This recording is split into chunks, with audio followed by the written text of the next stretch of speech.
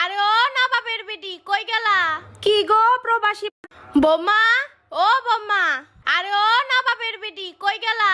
কি গো প্রবাসী বেডার আম্মা জান, কি লিগা ডাকেন? এই ধরো আমার পোলাই বিদেশ থেকে টাকা পাঠাইছে, ধরো 20টা টাকা রাখো তোমার হাত খরচা। না দিলে তো পরে কইবা আমার জামাই বিদেশ থাকে আমারে টাকা দিল না। হ প্রবাসীর আম্মা জান, তা তো বুঝলাম, কিন্তু তাই লেগে আপনি আমারে মাত্র 20টা টাকাই দিলেন।